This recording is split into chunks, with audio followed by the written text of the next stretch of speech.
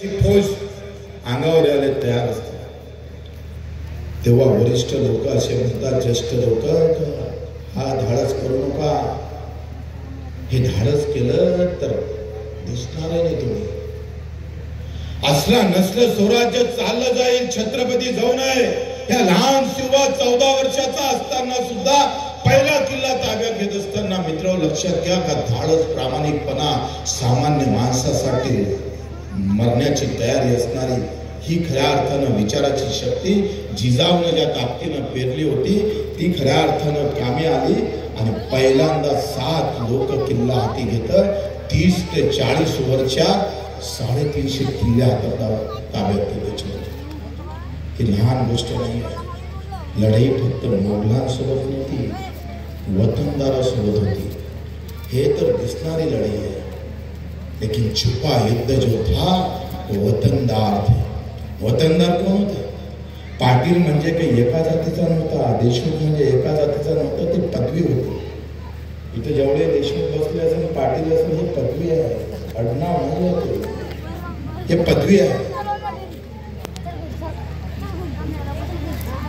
आणि त्यावेळेस आम्ही पाहतोय वतनदारी कशी अवस्था होती, जशी आता अवस्था आहे ना.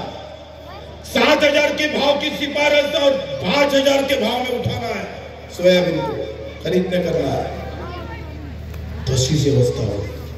छत्रपतीच्या काळामध्ये वतनदार होते, पाटील होते, देशमुख होते, देसाई होते, कुलकर्णी होते, देशपांडे होते.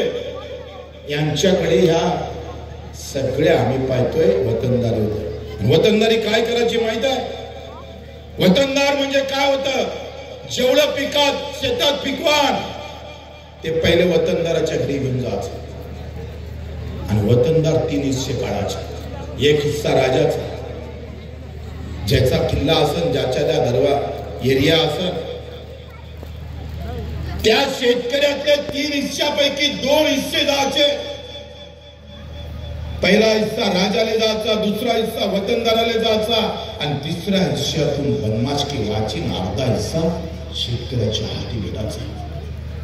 सगळ्यात अलौकिक आणि सगळ्यात महत्वाचा निर्णय छत्रपती शिवरायाच्या काळात जर कोणता घेतला असेल तर ही वतनदारी बंद केली छत्रपती शिवरायानं. का शेतकऱ्याच्या पिकाच्या देठाले हात लावा तर कापले जाण असा छाती ठोक म्हणणारा राजा अजूनही आम्हाला सापडत नाही. कोणत्याच पार्टी सापडत नाही. कोई पार्टी नहीं है जिसमें ऐसा राजा मिले. 50% नफा धरून भाव देऊ असं भाजपनं 2014 मध्ये म्हटलं आणि काँग्रेसनं 2006 मध्ये स्वामीनाथन आयोगाची 2004 मध्ये स्वामीनाथन आयोग स्थापित केला आणि 2006 मध्ये स्वामीनाथननं सगळा अभ्यास करून शिफारस केली. किमान 300-412चा स्वामीनाथन आयोग काँग्रेसच्या राजवटीत दिला. कांग्रेसने उभं नाही पाहिलं. पार्टी कोई भी रहो लेकिन किसान के हित की नहीं होती. हे 75 वर्षात आम्ही पाहिलं. कोणी असो, हे कुठल्या पक्षावर बोलत नाही, शेतकरी म्हणून बोलतो. राग आला तरी 72, अजून 2दा पडले तरी 72. बच्चू त्याची पर्वा करत नाही. आमचे अभिजितराव म्हणते नेहमी का आता बँकेचं सरळ काही बोलू नका. म्हटलं ही लाचारी जर करता आली असती तर मला कोणाचा पाठिंबा घेऊन आमदार होता आलं असतं ना, होता आलं असतं.